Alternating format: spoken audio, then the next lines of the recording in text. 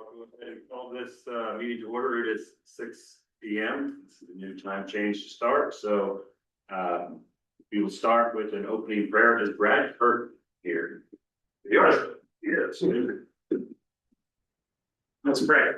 Lord Jesus, we thank you for the reality that you are the focus, the foundation of all that is true. And Lord, that you are the one who gives us life, Lord, now in the light of Easter this week. And Lord, in light of all that you've given us, may we ask that you grant wisdom to these leaders, to those who are here, Lord, the matters that have to be discussed.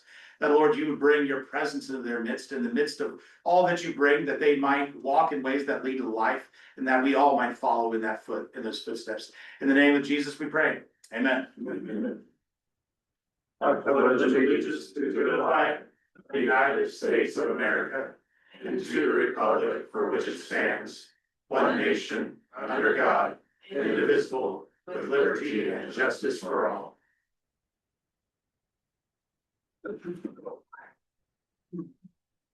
All right, first up is the approval of the agenda. I do have a couple of changes to make.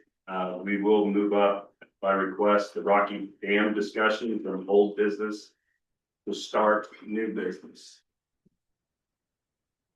And then also add a discussion around the Coronado and G Street for new business.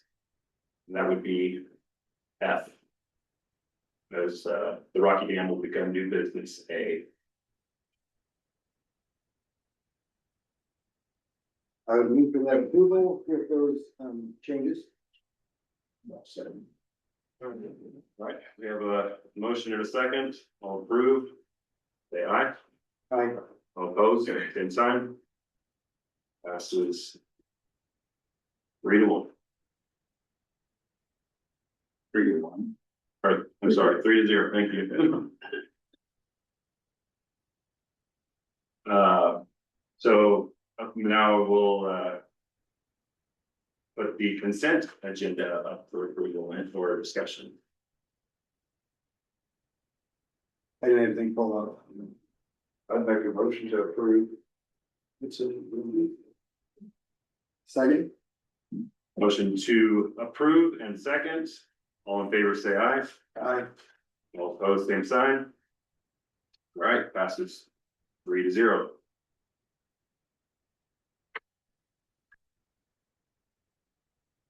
All right, moving to public comment. Got Leanne, is it Leanne Wilson? Leilani. Leilani, sorry, thank you. That's okay. Lonnie's fine. So I'm here to talk about the library again. We mentioned last time that there were some issues with our front doors. We're in the process of resolving that. However, it's going to be a bigger project than we thought it would. It's not just the doors that have an issue, but the windows around the door are beginning to break and bow. And there's potentially a problem with the subflooring on the inside of that little area as well. So it's gonna take us a while longer to get that remedied because we'll have to do it in phases. But good news, we've started a really cool adventure pass program at the library this last month. We have 8 passes for people to check out, and they can go to Botanica, Cowtown, the Cosmosphere, the Wichita Art Museum, the Sedgwick County Zoo, Tanganyika, Field of Station Dinosaur, or Exploration Place with those passes, and it gets them in for free. So that's one of the big things we've started. And that's about all the update I have for you. So nice and quick. Thank you. Thank you. All right, that is the only public comment that we have signed up. So we'll move forward to new business and we'll start with the Rocky Dam.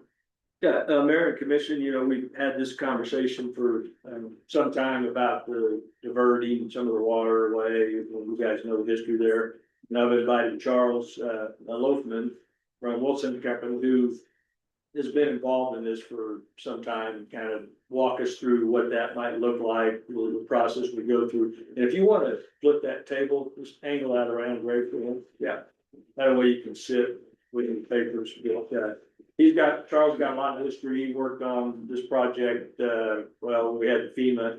Work and all that going back, so I think tonight's purpose is really just to really understand, what we would have to go through if there was any kind of diversion of the existing waterway. So I appreciate you coming. Yeah, so I think I've done 3 or 4 disasters of the park area, for the river and everything for a while.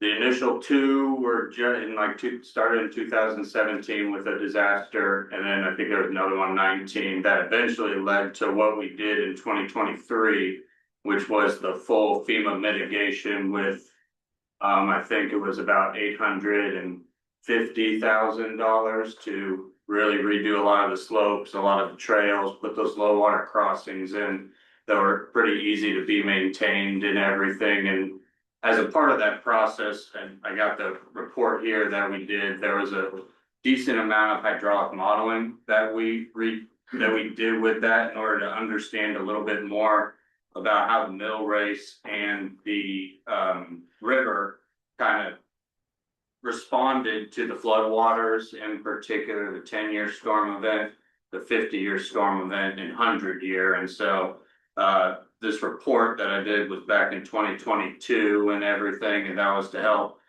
support our cost to benefit ratio in order to get that $800,000 in FEMA funding to redo all the stuff down there. And so as we were talking about this and talking about what it could be to help change the direction of some of the flows and everything down there, we'd be probably going through a similar, well, not similar, probably more in-depth process, because this FEMA was very on board with us at that point in time about wanting to fix this, because they were as tired of coming out to Kingman to help fix every time it would get flooded as we were, of trying to make sure it didn't happen again and everything.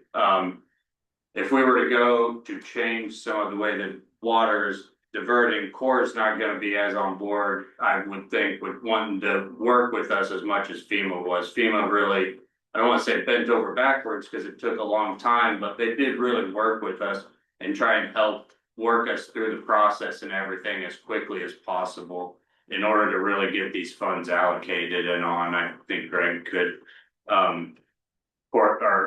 respond to that, no, not respond, but talk about that too, about how nice FEMA was to work with once we were able to get them on the phone and have weekly meetings with them and everything. So it worked out really well. This new process would be different though. We wouldn't be working with FEMA as a part of a disaster. This would be Corps in order to get it permitted as a waters of the US and everything. It would take a lot of effort, not that we couldn't do it, it would just be a lengthy process and everything in order to get it done, require a lot of environmental permitting and other things, and it can be done, it's just gonna be a process and all. So we can talk about that more, talk about what we've done in the past, if you got any questions that you guys want me to answer. So just to recap on what happened in 2023, you talked about the FEMA funding, $800,000. Was any money spent, or was that just?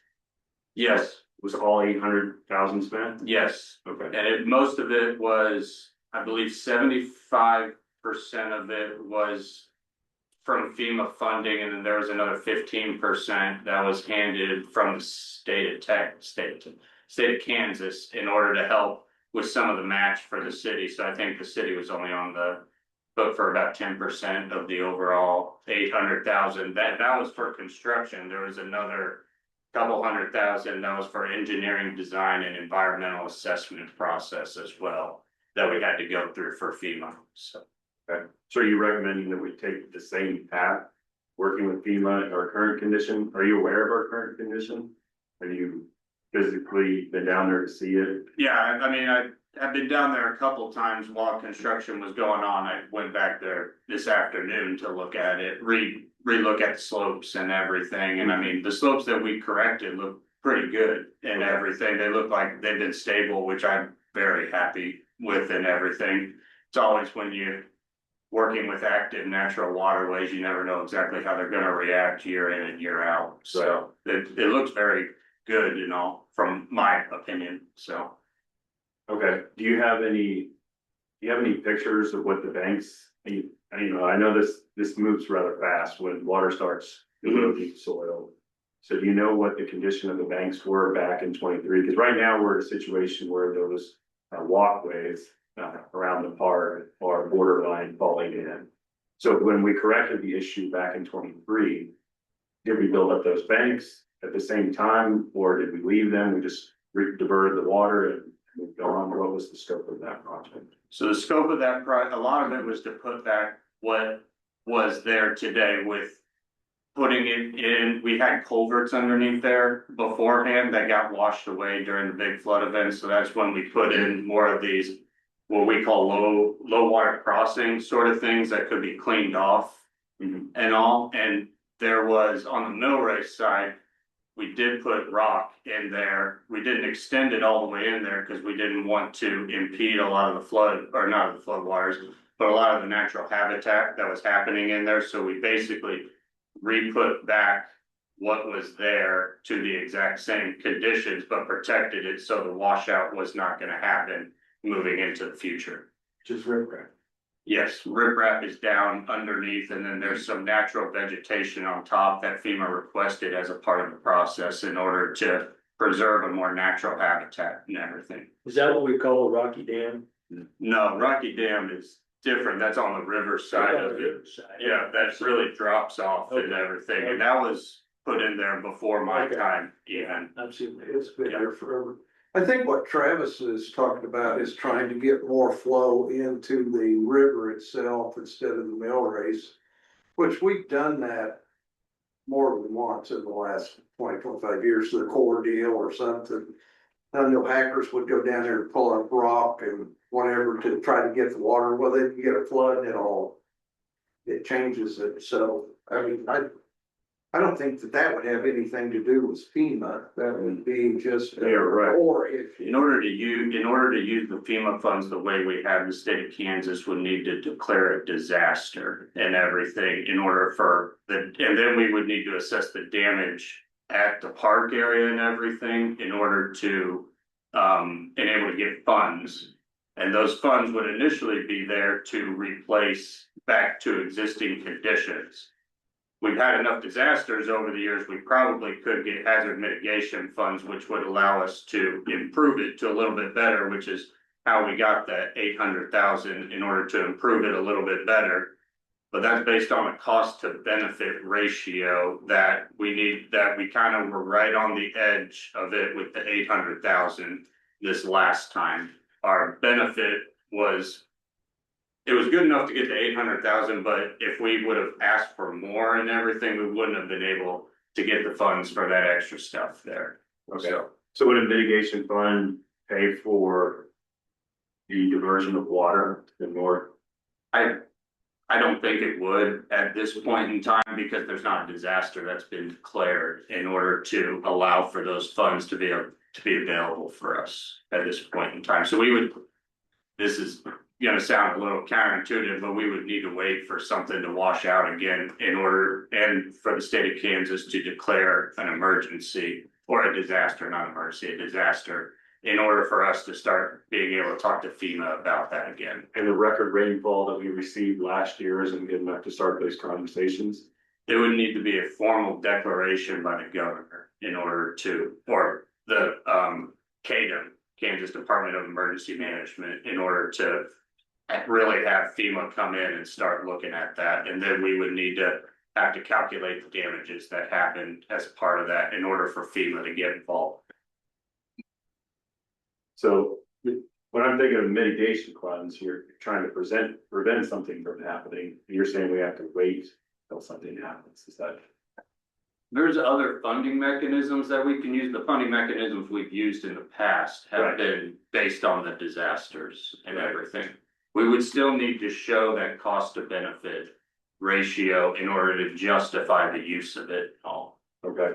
I mean, there's other stuff we would have to do as a part of this. Part of my concern about doing too much is destabilizing the river and then us creating a situation where we're actually creating new paths for the river to go.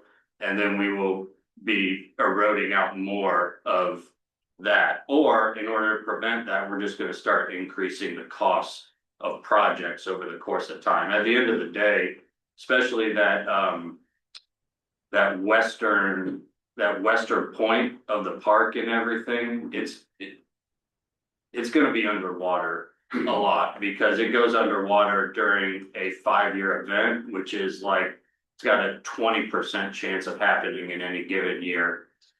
So there's a high probability that western point's gonna be underwater in any 5-year period. That, I mean, it doesn't exactly equate to that, but there's a good chance that it'll be under, there's a 20% chance in any given year that western end will go underwater. When you're talking about the western end, is that all the way up to the carnival grounds? Yes, and with our mitigation, we did put a berm around there in order to keep the 10-year event from going into the carnival grounds and everything, and then we kind of created more resilient infrastructure with those low water crossings and everything to where we should be able to get the water through there and it not tear anything out like it has in the past. And that's where the low water crossings are helping get it through there quicker.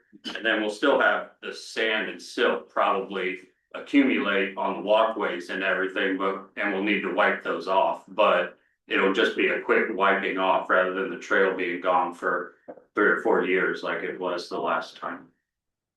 What was the event? Was that a 10-year event, the last project with FEMA money? Yes, it was about a 10-year event. Yeah. How much freedom do we have to go in and lay the Rocky Dam just for water flow?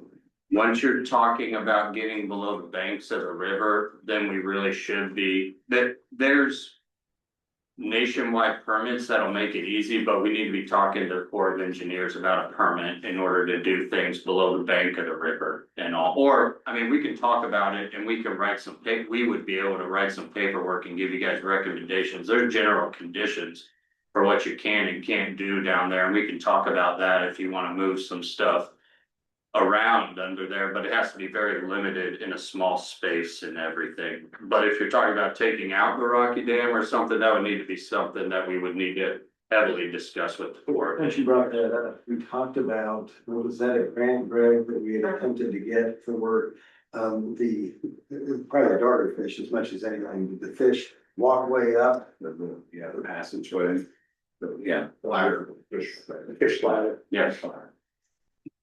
Kansas Department of Wildlife and Parks wanted to put one in there, but they also the city paying us. What was that the deal? The commission said thank you. Thank you for that reminder. Was that ever replaced the Rocky Dam? That, in my mind, that's what it was. It's through there. It was gonna take him through the Rocky Dam. Was Some it- fashion, some fashion. And what does the Rocky Dam do? I'm asking probably a question that you guys all know, but Converts it back into the mill race. Yeah, that's what, okay, that's clear. But that's the trick, is trying to get Yeah, okay. Rocky Dam right in order to keep the river. Years back, when you first moved here, John, the river run full width. And then all of a sudden it kind of got banked up, but we had that flood in 17 and 19, and then, I mean, it just didn't change so much that. I know hackers have done it. John, I know several times, just pull rock up, try to put water in the Rocky Dam or more of the river. And then about the time you get done, if it comes up and floods, it changes everything. The problem is right now, we have too much water going down the middle of it. And it's eroding the banks along that walk, especially the north bank.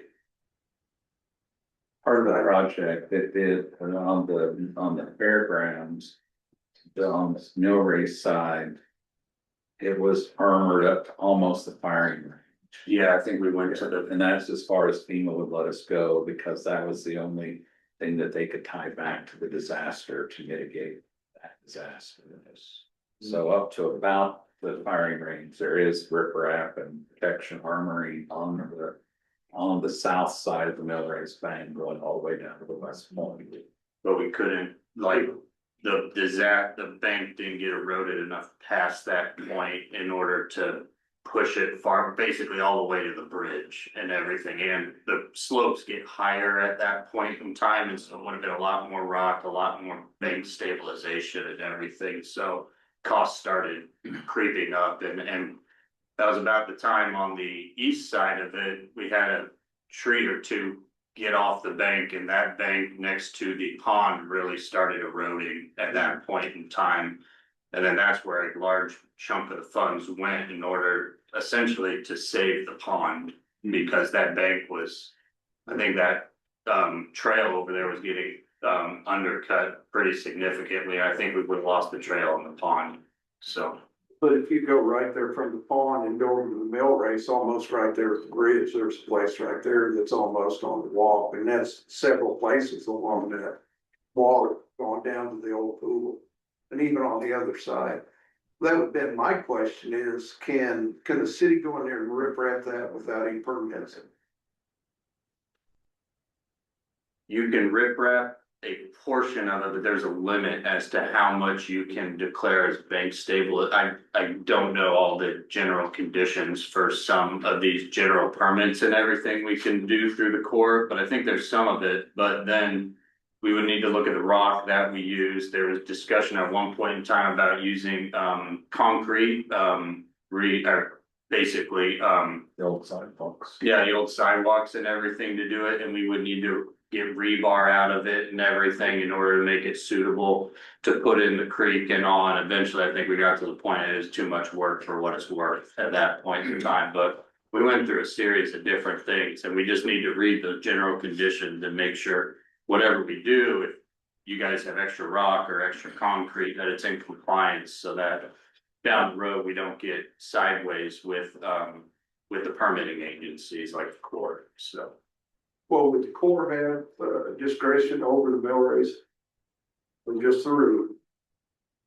That's been a point of, I'll say discussion with the Corps, since there is water in it that's actively moving, they've always viewed it as, yes, they have discretion over it, but I think there's probably, if we wanted to push it, there's probably some wiggle room we could have with that at the end of the day, but Well, it's to the point that if we don't make some corrections on some of that bank along there in mill race, we're gonna have, that's all. If we'd have to get another flood or two, take some more of that stuff out, because some of it needs to be ripped. yeah. I mean, we're past that point on the Elvis front.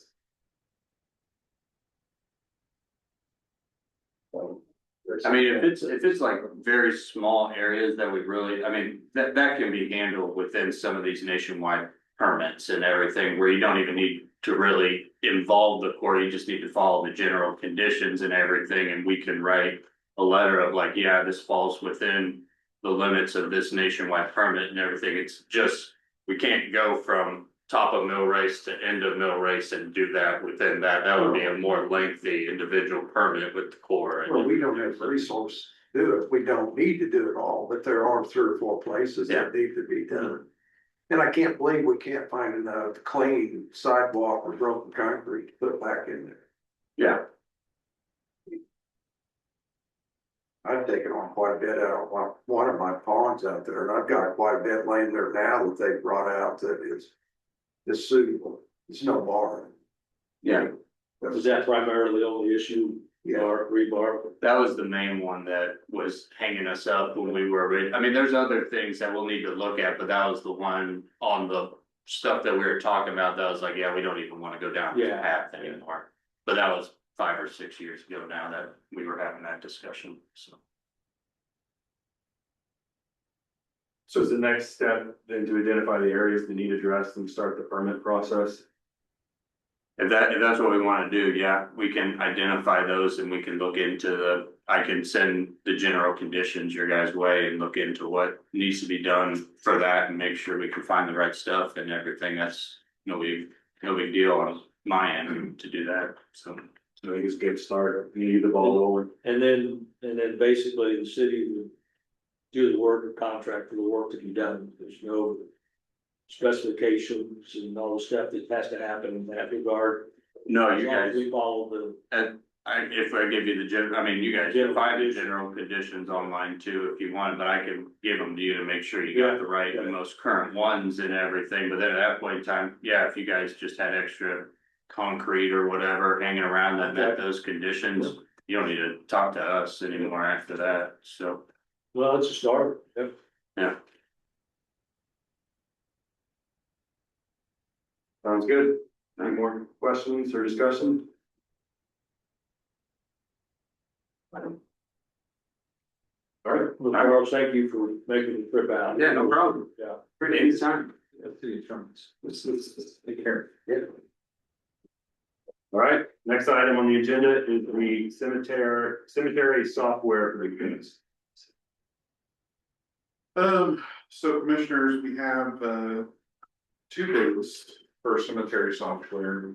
And myself and, staff started looking at some cemetery software. Given that our current records is all handwritten in books, I have a book here at City Hall. Daryl has one at the cemetery. That's the only real visual reference we have for different plots and who's where and who owns what. We have also a spreadsheet which gives no visual reference whatsoever. And currently there are just over 6,300 people that we have at least on the spreadsheets that are buried. There's more than that buried that's not necessarily logged from old records. What this software does is it basically digitizes the records that we already have and continues digitization of records. It provides visual reference where people are, it uses Google Maps. So you'll be able to see all the different graves and plots and lots within Walnut Hill Cemetery. There's also a public portal that would be on the website where public would be able to log in, well, no login, they just go to it.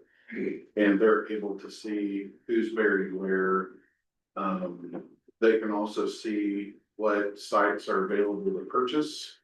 And from there, they can put a request in and request to purchase that. It would still have to go through the sexton and I to finalize anything. So you can't just go online and buy a plot, because we gotta just verify with our books and records and stuff. So that's kind of what we're looking at. Like I said, we got 3 quotes. I contacted Plotbox. They were really honest with me and said that it would probably be cost prohibitive for a city our size. And they actually send drones out and they actually plot the cemetery with drones and stuff like that. So I would imagine that gets pretty pricey. The other 2, they look at existing Google Maps and the maps that we have. The maps, we do have maps, but they are very microscopic. It's the most current map was on a legal sheet of paper for an entire area, 50 some acres. You can imagine how shrunken down that gets. So we have to use magnifying glass to look at the block numbers and stuff like that. And it's pretty messy. So they will basically take that information, overlay it on top of Google Maps and grid everything out that looks nice. The SimSites is the cheaper bid.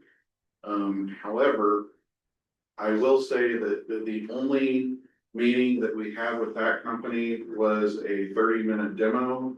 He didn't get really much information from us other than what the size of our cemetery is, how many people are buried. Whereas Simify did a more in-depth dive at our data. We actually sent them files. They had a secondary meeting with us after the demonstration with Daryl and I, the cemetery sexton. And they went over some specific mapping stuff. We identified certain areas of the cemetery form, identified the plot sizes. So I feel like the Simplify quote is probably a little more accurate. It's got a little more detailed scope of work. They know more of what they're getting into. The SimSites quote is the lower quote, but it also has the caveat in that first section there that anything not identified is $200 amount. And so I'm a little worried that once they start on the implementation, they're gonna start seeing our records and our needs and, oh, well, this is gonna cost you an additional $200 an hour. And in the quote, they didn't specify any sort of allowance for that. So that concerns me that that one will actually end up costing more. That's just not as accurate. Also, the Simify, the annual subscription, so the long-term cost of that is actually cheaper. And we get 5 users with that as opposed to the 2 users with the SimSites. My proposal is that the implementation cost of that would be paid for out of the cemetery endowment fund. That endowment fund is meant for the perpetual care of the cemetery. There's really no expenses coming out of that fund. There certainly hasn't been any since I've been here as the clerk. I don't know if Greg remembers anything. I didn't have any either. So we keep putting money into it, but no money's ever been coming out. Currently, every cemetery burial and every cemetery plot sold contributes to both the cemetery general fund, the cemetery endowment fund, and the cemetery capital improvement fund. So every permit and plot sold is contributing to all 3 funds. That's also one of the reasons in the fee schedule that you all approved. I proposed the increase in those cemetery fees to help pay for that ongoing subscription cost, which it should cover that. So that's my proposal. When we reviewed this, it was pretty comprehensive. I basically made kind of a subcommittee of myself, Director Kerry Goldston, Daryl the Sexton, and Greg Timish, who's the outdoor facility foreman. And we've all sat through the demos, and our consensus is to move forward with the 75 with your permission. If you could briefly, I don't know if you have this information on you, but do you know how much money is in each of those funds, the endowment, capital? Yeah, it's also in your financial statement. So the endowment fund has approximately $140,000. Okay. The cemetery capital improvement fund has $26,300. And then the cemetery its operating stuff is within the general fund. So you're looking at this 31,200, that's one of your recommending, the 5-year deal. We're looking at the Simify one, which is $29,700 for the implementation, and then $1,299 per year thereafter. The SimSites one is a little bit lower, like I said, but I'm just scared that there's.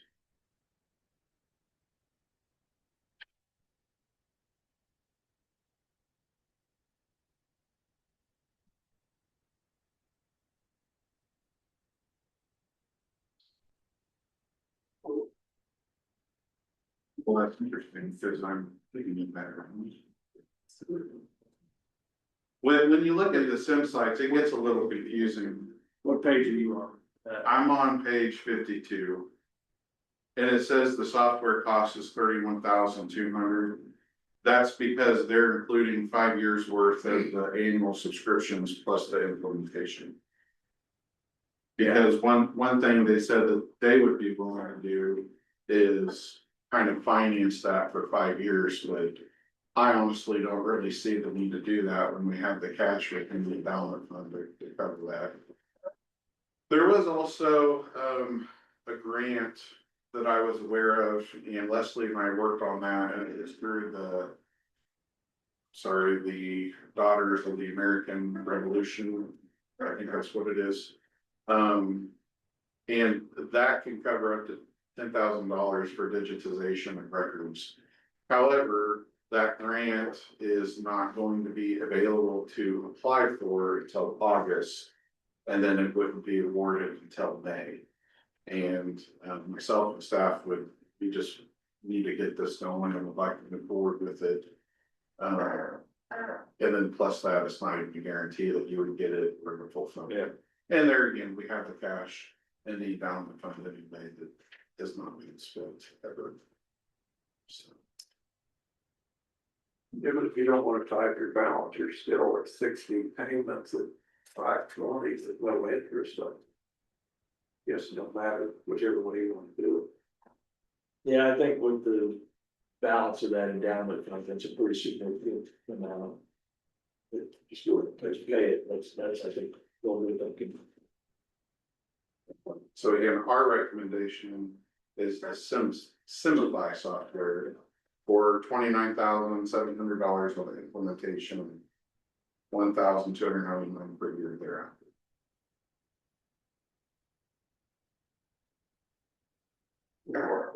Yeah, that's on 60, it's 60, it'd be the next one, yeah. If we were to move forward and digitize the plots, and then years down the road, unable to continue financing, maybe increased costs, and it just didn't justify, what kind of vote would we be?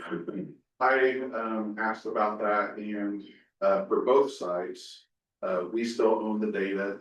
So we would be able to get that data back in Excel format. Okay, and go from there. And then we could always find another vendor or somebody in the future if that was needed, and take that same data and it would hopefully just upload to the new version. Okay. I also did ask about security, and both of the sites are using the Amazon AMS server, so there's redundancy in the 3 spots across the US, just like our Laserfish record repository system.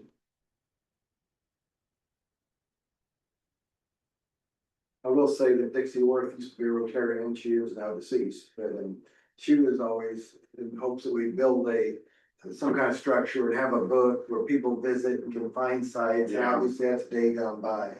And we talked about like a kiosk or something, Yes. but you know, with this software and cell phones and tablets, we could have nice signage out at the cemetery with a QR code that just takes you right to that site. And you can, I mean, they're within Google Maps, it'll give you walking directions on how to get there, so. It's a pretty cool system. The SimSite software offers within their public portal, you can take pictures of headstones and stuff like that and upload that, and city staff would approve those photos to be uploaded. Simify, the one that we are recommending, they actually link to findagrave.com, where that offers the same services. Is this an annual contract that we sign with them? So prices can fluctuate annually? Or how does that work? I think it's something about.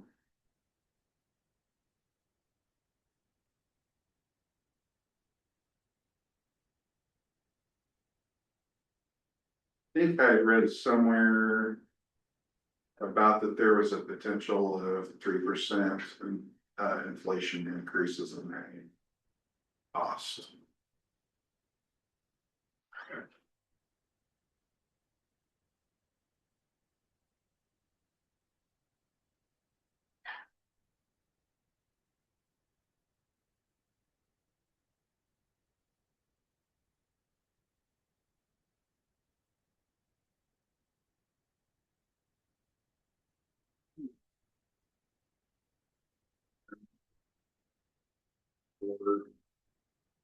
Terms and conditions, payments and fees. Yeah.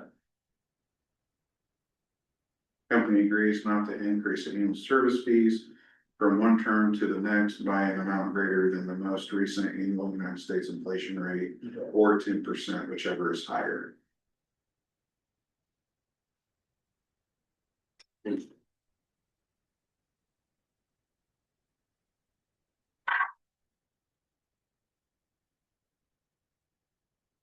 Well, we have the money. Question is, will it drain that account over the next 5 years? I don't think it's gonna drain the account, and the only thing coming out of the endowment fund is that implementation. The annual fee, that 1,300 or thereabouts, is gonna be coming out of the cemetery operating fund, out of the general fund. Which is gonna be supported by the increased fees that you all Right. pass.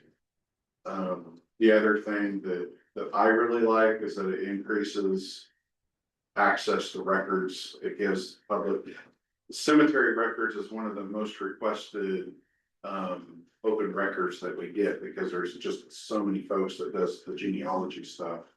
So it would be nice to free some of us up and just give them the ability to go through and do that.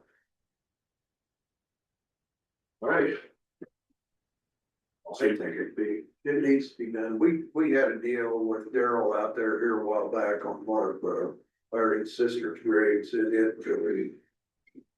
it's mess. I mean, something needs to be where you can look at it and see what people. Yeah, and the other thing too is Daryl has so much institutional knowledge. Yeah. And he is looking to retire in the next couple of years. And so it would be really nice to get this stuff digital, because I only know so much of it too. So.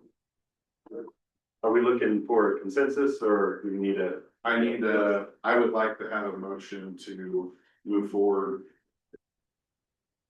Purpose. Yeah. And if you look at that memo, I do have a suggested motion. Yeah, he's got a motion already. So, we get to there. Signifying for the $29,700. Yeah, page 41, that's the motion.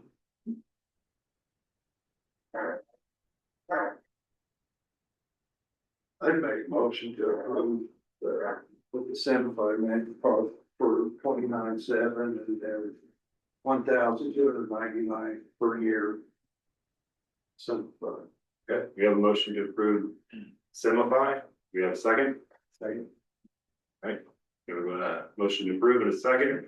All in favor, say aye. Aye. All opposed, same sign. Motion passes 3-0.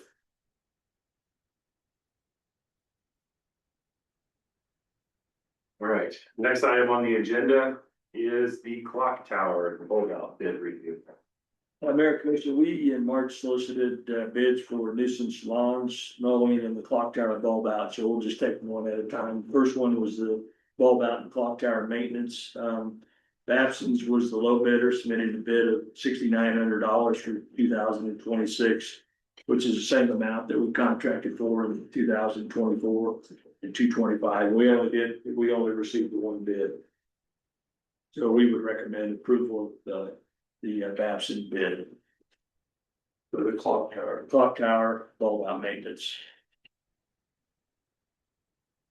I'd make a motion to approve the clock tower bulb out bid.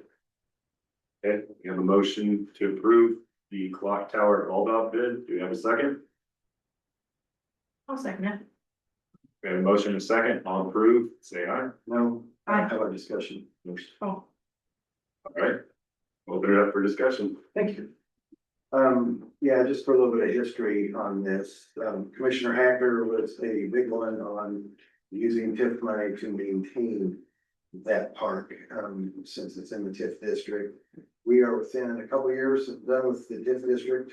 2028, yeah. So, yeah, just as a FYI, going forward, we won't be able to do this.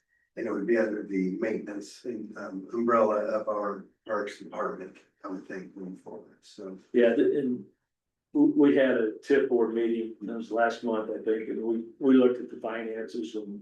You know, ideally, there's gonna be money left over, that would continue on to pay for some of this maintenance, as long as we don't, you know, incur any other big capital projects. When you do that at the sunset of it, can you carry money forward? I'm under the impression you can, but we probably have to ask our city attorney about that, cause I don't believe it'd be a situation where you'd have to go out and find stuff to spend that money on, but that's just my. You do have to turn it back. You can't use it to continue to maintain. Turn it back to who? The three taxing entities. Right, I see. Levied it, Which tax entities would they go the back? three city counties. Well, that's a big difference, cause I was under the impression when we met the other day that we would have that money to continue to pay for TIF responsibilities. Don't believe so. Evan will give you the best answer, but we've talked about that multiple times when we we're doing the bonding for Depot Park. Well, yeah, but it's a good point, and we'll follow up on that, because we would have that, you know, for the next couple of years anyway. And at that point in time, then it's gonna come under the, you know, I mean, the city can do the work, or we contract with Apple to do it, so. That's all in discussions with me. Yeah, and I think as we get further into conversations with the TIF board on revolve out maintenance, which isn't really very good right now, it don't look very nice, and the idea is to improve that situation, well, that just increases your annual maintenance costs. So I'm glad you mentioned that, because I was not aware of that, so. That's an important point. So. You can finish this one. All right, so we had a motion to approve the clock tower, we had extended discussion, do we have a second? Oh, I You seconded got a that. second. I seconded that. You did second it, all right. We have a motion and a second. All in favor, say aye. Right. All opposed, same sign. Passes 4-0. Thank you, as I was late to this meeting and appreciate it. On to number 6C, nuisance lawn bid review. Again, Mayor Council, we solicited for bids in this back in March, and we received only one bid, and this is the nuisance mowing for nuisance yards, tall weeds, tall grass that we have. Red Rock Services was the lone bid at $225, not to exceed $225 per lawn. And then they had a $70 an hour for debris and trash pickup. Now, last year, our contract was with Waltner at $100 a lot, and they chose not to bid this year. So it's a big increase. And, you know, I did a little bit of background looking at what other cities charge for this type of stuff. And part of the idea is an incentive to not have us do it, for property owners to do it. But, you know, it ranges from, you know, Pratt charges $125 per lot. Cheney's $150, Lyons is $150 with a 2-hour minimum, so they're at $300. And South Hutch was $100 per hour, but they had a $250 admin fee on top of that. And so looking back, we had last year, we didn't have that much activity there. We had 21 mowings that we billed out at that nuisance rate. So it's not like there's a lot of that happening. And but part of the problem, I think, with our contract last year, you know, the mowers, they go into these lots and they're full of rocks and they're full of junk, and you know, you gotta spend time to clean them up to mow them. It's not like just going in and mowing a nicely irrigated, you know, grass yard that we see. So so it doesn't surprise me that bid is at that level. And again, these are costs that we pass on to the property owner. They pay, or if they don't, then we put it on taxes. And if I look back last year, I think a higher percentage of the ones that we did actually paid. That's what I was gonna ask, is what is our recovery rate on? Yeah, I'm just looking here. And this is a straight pass through. It's not something that we have to do on that fee schedule that we did last time. Okay. This is $2,100 is what, and I'm not seeing on here that we had any submitted to the county. No, we submitted All of no, these, nobody. Oh, nobody paid these. Nobody paid. Oh, this is, we paid the Yeah, contract. that's what they did. Okay, So, so, So we have no recovery. yeah, no, they were all submitted to the tax rolls and so typically, with the $75 fee per invoice. yeah, that's our admin fee, 75. Which covers if we have certified mailings. Barry's got certified mailings that go out and I have to send the invoices certified. There's a lot of admin work to these weed notices. Okay, so just to clarify, that gets put on their taxes as a extra fee, and then they pay their taxes at the end of the year. Yes, and then if they don't pay, then it goes towards the ability for the sheriff's tax sale.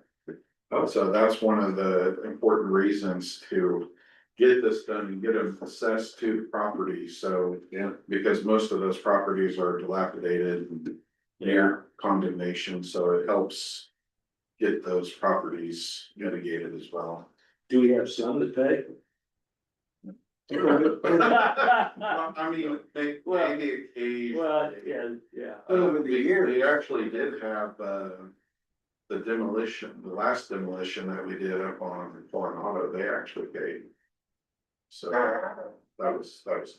But even on the lawn, no, not, just, yeah. But over the years then, if we've had this going on, we put that assessment over there. There has to be some turnover or change there where we should be getting money, or is it not making its way here? Are they not aware of it? Is it a communication issue? I would assume, I don't know, how does it work when, Well- once it goes to the tax sale, Once it goes to tax sale, then the purchaser has to pay everything towing on, because if you recall. This 2 or 3 years ago, the Baptists bought that church building behind there, and they came and asked the city to waive.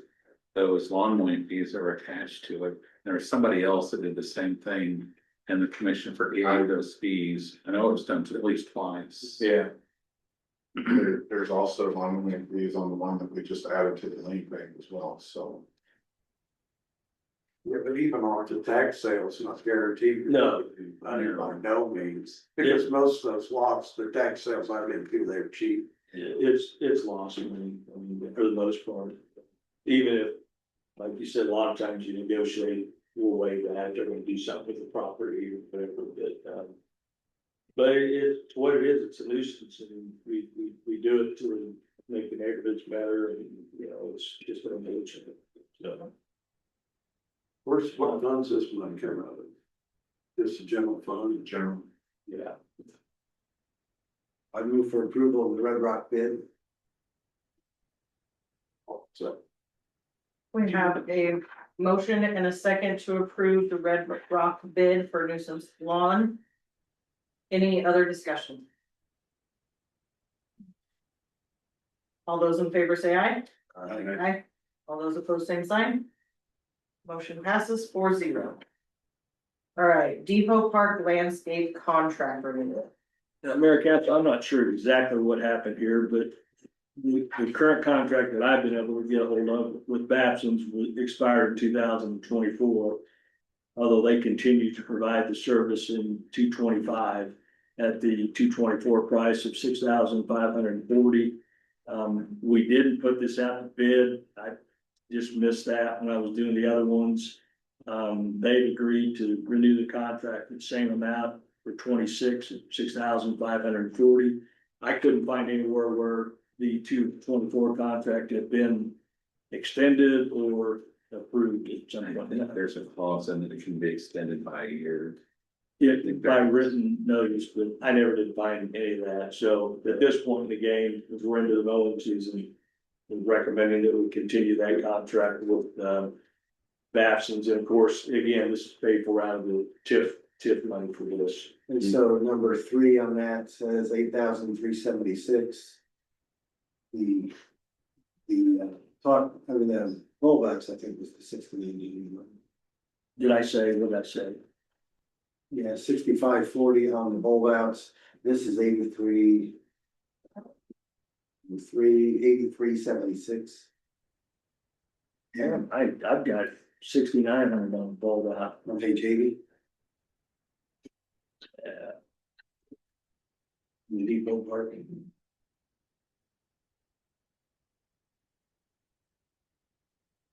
Yes, well, I wanna make sure, The Depot Park yeah, is the 8766, Yes, I yeah, remember. I think, yeah, my memory, I put the wrong amount. Not bad. And do we know if that's the same as last year then? Yes, I verified with her. I said, hey, I just wanna make sure that you're good with the same price, and she said yes. And move for the approval of the Depot Park maintenance agreement.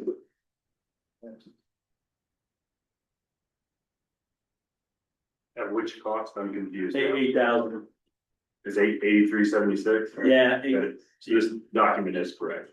yes, they're, yeah, the contract is.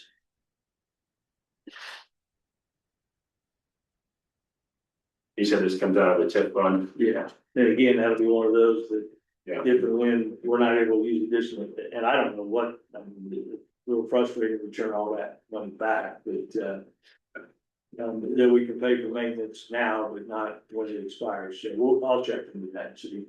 All right, I'll second the motion. Right, we have a motion and a second to accept the Depot Park landscape contract renewal. Any discussion? I do have one thing. So does that mean, kind of like we were talking on the talk tower about bid review, that once this TIF money is done, this is gonna go under the park maintenance? At some point, the city would have to assume that responsibility, and somebody did have a conversation with me that they had heard, maybe it's been talked about before, that if and when the TIF, when it expires, that the city would be allowed to use TIF money to buy a new, the right kind of mower for that property, because it's a different type of, and again, I don't know anything about the legality of that, but It's a different mower, mow a park. well, you know, our mowers are, rough mowers and I mean, this is irrigated, I think it's irrigated, right? I would love to talk about that at some point too, because the water study showed that we were putting 1 million gallons of water on Depot Park. But it would go, I mean, somebody's gotta maintain it. It's not gonna be volunteers, so it's gonna be the city's responsibility. So, Yeah, we'll keep in mind that Depot Park is, Oh, that was not the splash pad, that was that's. deeper, yes, that, it was 1 million a piece. 1 million for the splash pad and 1 million for the irrigation. And that is a small amount of land to put 1 million gallons of water. 1 million gallons. Yes, that's what our water study said. So it seems not fair. Can we look into that? I'll give that to them. Okay. Thank you. So the water It was park, in the water study that I think Wilson did, this water park doesn't recirculate, which is, right? yeah, there's no filter down now. So. Yeah. Alright, so we have a motion and a second. Any other discussions? All those in favor say aye. Aye. All those opposed, same sign. Motion passes 4-0. Alright, we have an addition to the agenda, that is a four-way stop at Coronado and G. Yeah, so this was discussed, kind of briefly, made off of, public discussion last commission meeting, and I went and I visited that intersection, and it was the intersection that I thought it was, and I still can't get my car over that bump very well without slowing down, but that's me, and I can definitely see situations where other cars can speed up and down that road. I wanted to bring that forward to see if a four-way stop is doable. I assume that this commission is not in the habit of making decisions of where traffic signs are placed. I don't think that that's something that we do. It's something that we can do, but we haven't executed that on every intersection. It requires an ordinance. It does require an ordinance. Okay, is there a cost to adding a four-way stop?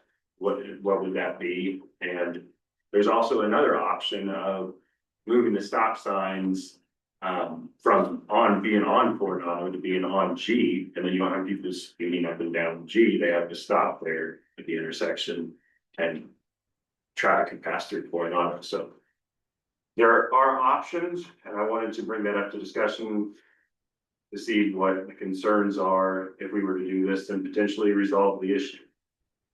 I would love to see, I know we're still waiting on the speed. Whatever you call it, the trailer, thank you. The trailer to be there, but I would like to, before we make any decision, I would like to see the actual data and what's going on, cause I know when we had this conversation on Broadway, somebody did come and talk about the park and that they were also feeling like people were speeding down Broadway right next to that park. But what we found was the actual data, it was not as bad as what it seems, and even Chief had mentioned that when you're standing there, yeah, 30 miles an hour probably seems really fast, but when you actually radar it, it may not be. Like, it may just be 30. So I would like to see the data before we do anything. Do we have a status update on that trailer? I spoke with the undersheriff today, and he said that he was going to try to get that issue resolved tomorrow. Oh, That doesn't mean it's gonna be fixed tomorrow. That means he's gonna evaluate what it takes to get it fixed. If it's just a battery, then he should have that fixed within a couple days. If it's something greater than that, then he didn't make any promises as to a timeline. and like I said, I made a stop at that address. I watched traffic for a little bit, visited with the residents in the neighborhood, and luck of the draw, we did see some officers. I think it was probably the same officer roll through a couple times, so there was a police increase in police presence there. I did not personally witness anyone speeding at the time. In fact, everyone was kind of slowing down watching us. So, yeah, I'm fine with collecting data, once we have that availability. So, Any other discussion? All right, on to 7B, tank project. Okay, the update on the tank project, I submitted for, or I submitted a GoFundMe page, started 1 week from today. To try to raise enough private funds to cover all the costs that were quoted by our local contractor, that's to pay for materials only. That GoFundMe page, in a week's time, has accumulated. Let's see here, last time that I checked, it had $575 accumulated from various donors. So we were moving pretty quickly on that within a week. I did set the goal at 2,500. Costs are gonna fall probably around $2,000, not including labor, but Aaron is gonna bring in additional labor. Aaron Parsons was the local contractor. So at the same time, this Monday, I went out to some businesses and just kind of hit the streets, asking who would be interested in donating. And I was able to raise in checks an addition of $2,975. So we have more than enough to cover the repair of the tank, get it properly finished for the 4th of July. I did also speak with the schools, and we do have a list of volunteers that are going to participate on, I believe it is Friday, April 24th. We verify that date. Yeah, Friday, April 24th is the high school's community service day. So they were gonna come down. I spoke with Aaron on what they could do to not interfere with the professional work that we expect out of him. And one thing that they can do to participate is mask that off. I personally went out to visit the tank as well. There's a lot to mask off. So we were looking at maybe a dozen students coming out there. I also spoke with Pizza Hut. They said they would supply pizza for the kids and make an event that they can remember and hopefully pass the torch on to the next generation. I also, within the last day, had the opportunity to climb inside the tank and explore the condition of the interior. That was fun. That was a bucket list item for myself. And I would have gone further into the tank, but I had already taken a shower for the day and I was in shorts, and it probably wasn't the safest environment to do that. But honestly, it's not as bad as I thought it was gonna be. I thought it was gonna be a lot worse in there. Is there rust in there? Yeah, there is. Is it critical to the exterior structure of the tank? No, I don't think so. I think it could be wire brushed and we could put some kills on it and clean it up pretty quickly.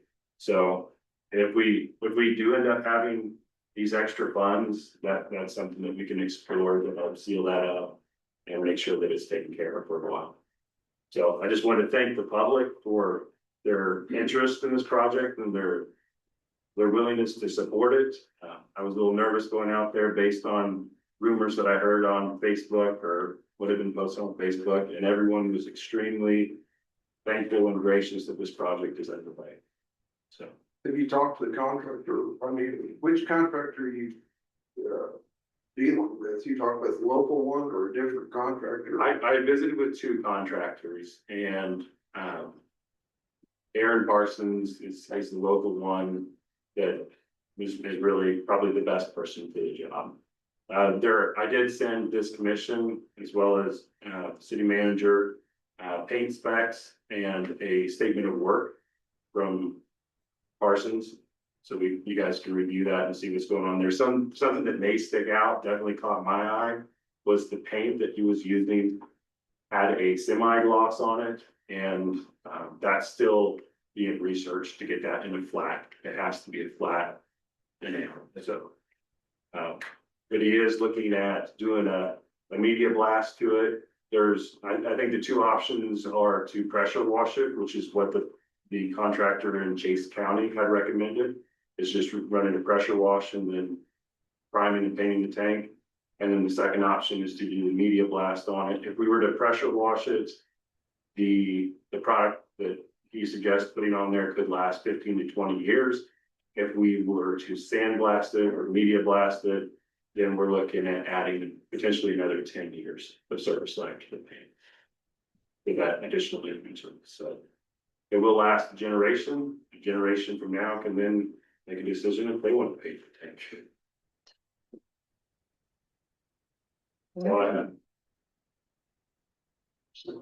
Yeah, all right, city managers report.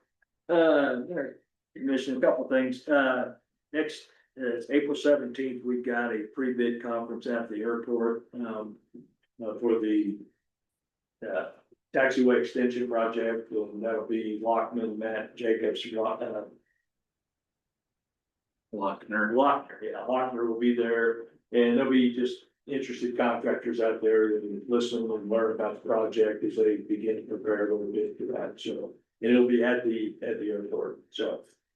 In front of you, I put a budget calendar, just a proposal, and kind of want to get it in place, so, Daniel will have something to go with, and we'll get that process started at the staff level. And really, I think what the commission needs to be aware of is, I've got a couple of dates there. June 18th and July 2nd is what I call a budget study session. And that is not a regular city commission day, but obviously you guys are gonna have to decide if those work in your schedule. But the idea behind that is to really have the commission and the city manager, city clerk, and various department heads just to talk about individual aspects of the budget in more detail, as opposed to trying to do it all in our regular meetings and kind of do it piece by piece, because it's a process. I think this year is going to be extremely difficult for you, particularly in light of maybe it's not even until next year the V culvert levy will be, or the bonds would be coming due, and we're gonna, once they issue permanent financing on those. And I did talk with our financial advisor today, and that can be moved out to 2/28 as well, but we're still paying interest on 10th minutes, so that's gonna be a big issue for us, for you to look at. So again, that's just a temporary, or just a proposal, and as Daniel and the staff get more into the budget process, they'll be talking to you about whether those dates can work. But again, I hope you guys are open to the idea of doing that in more of a study session format. I mean, they're obviously open to public meetings, but it would be just a little less formal, if you will. So 4th of July, I've been working with Dina on that. And we're coordinating the special event application, and there's various things that come to that. One of those is the special event CMB application that she's got to go through. Once we get that done, I'd like to bring that all to this commission all at once, so we can approve everything at once.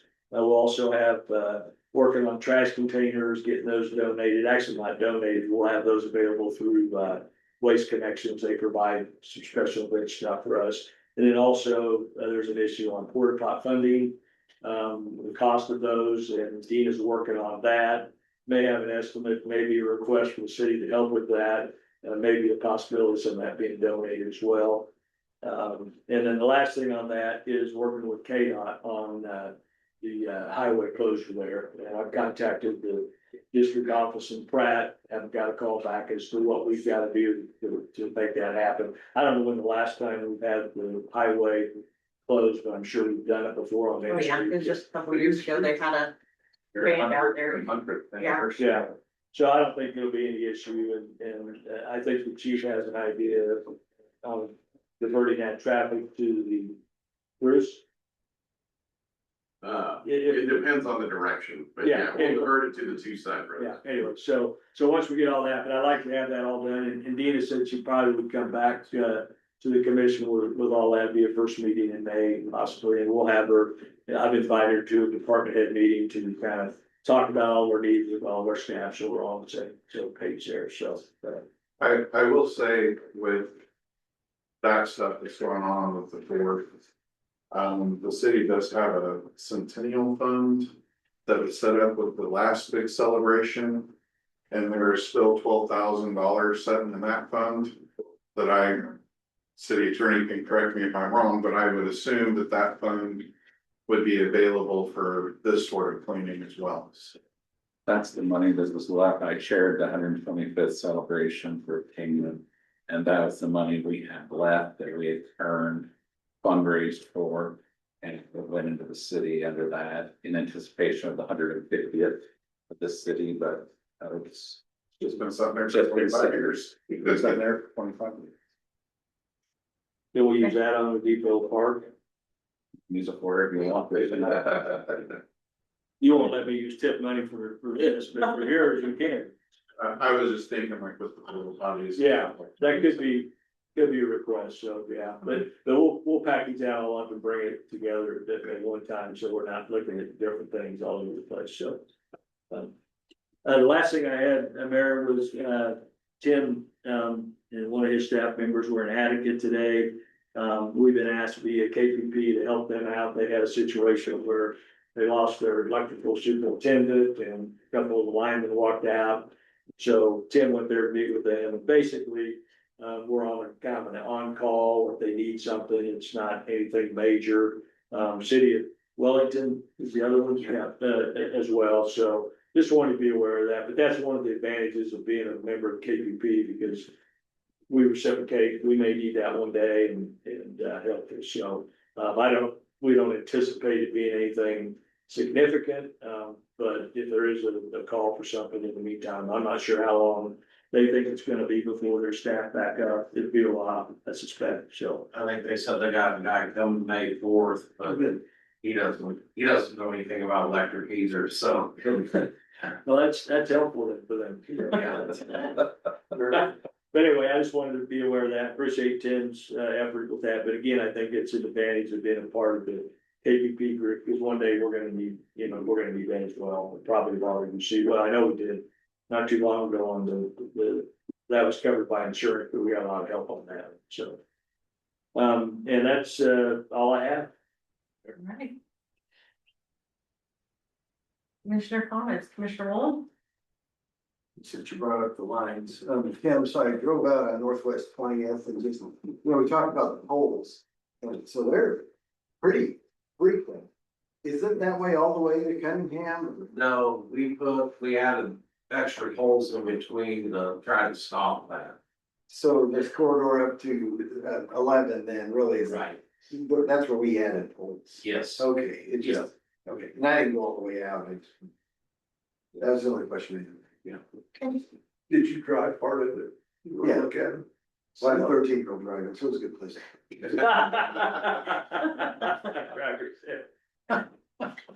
Karen's work? Nothing. Vice Mayor Hoffman. Yeah, I just really wanted to thank again the public for all the contributions in helping obtain situation resolved to raise roughly $3,500 in less than a week is very impressive. So very generous community. I appreciate everyone who has provided their input to make sure this project was done professionally and last for generations. And I'm really looking forward to the opportunity to work with the kids and help make memories with them. Also, speaking of the 4th of July, I probably need to get with some representative that may have some kind of a list together. But I did speak with a Lieutenant Colonel Montgomery of the National Guard, and he's asking me a question of how many rounds do we need for their PAC 75 King? If he has volunteered equipment to come in and fire it off as part of our celebration. Is there, and I don't know, I mean, Dean is working on the theater, is there a bigger celebration group? The chamber has something that morning, and I think that's really where these service people were orienting toward, wasn't it? With the chamber thing at the park. The chamber, they still don't have an official list for 26, they just have the 25 version from what I can see. Okay. I have reached out to them, I've gone to one of their meetings, but if we could coordinate with that, but then also with what else is. Yeah, I'll make a note of that, see, yeah. Because Dina is just, I think, working on the theater part of it that's gonna be involved there, so yeah. Okay.